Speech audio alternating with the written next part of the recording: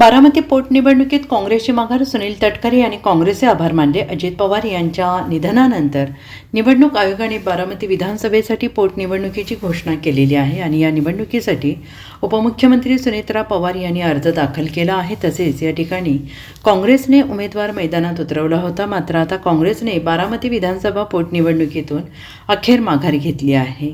काँग्रेस प्रदेश अध्यक्ष हर्षवर्धन सपकाळ यांनी आज दुपारी पत्रकार परिषद घेऊन उमेदवारी मागे घेत असल्याचा निर्णय जाहीर केला आणि त्यामुळे काँग्रेसचे उमेदवार आकाश मोरे यांना उमेदवारी मागे घेतलेली आहे. आणि यावर बोलताना राष्ट्रवादी काँग्रेसचे प्रदेश अध्यक्ष सुनील तटकरे यांनी काँग्रेसचे आभार मानले आहेत. सुनील तटकरे यांनी म्हटलं आहे की बारामती पोटनिवडणूक लागलेली आहे. काँग्रेसने मनाचा मोठेपणा दाखवत अर्ज मागे घेतला आहे. प्रदेश अध्यक्ष म्हणून मी सगळ्यांचे आभार मानतो. अजित पवार यांनी 1991 आणि 1992 साली काँग्रेसच्या तिकिटावर निवडणूक जिंकली.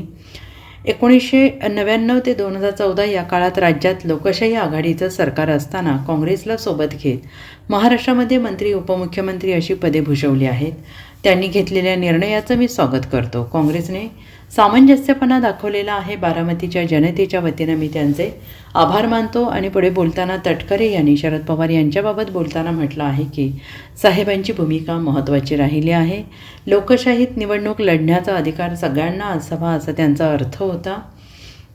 हिमालयाच्या मदतीला सह्याद्री धावला तशी पोटनिवडणूक नाशिकमध्ये झाली होती. हा मुद्दा आता राहिलेला नाही.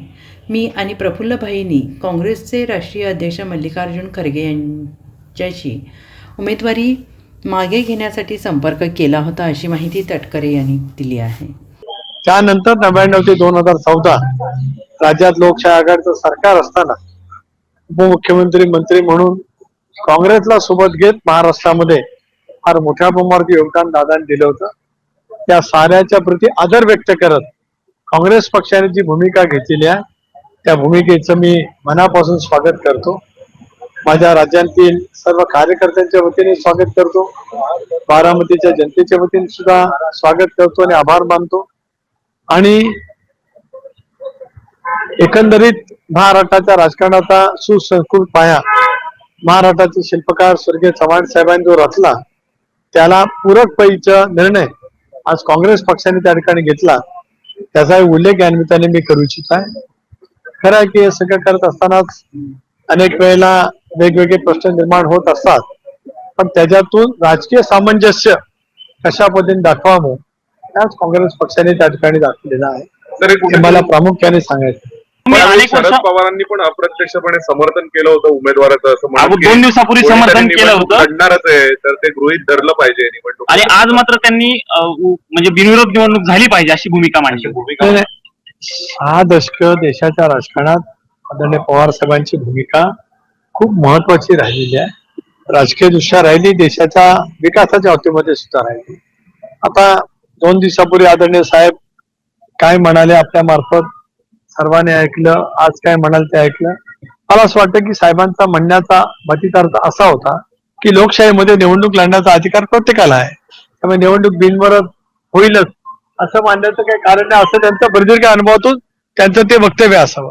याचा अर्थ काँग्रेसने उमेदवारी दिली याचं समर्थन तर बिलकुल असण्याचं काही कारण नाही. कारण त्यांनी त्या बाबतीमध्ये त्यांच्या पक्षाची भूमिका मांडली.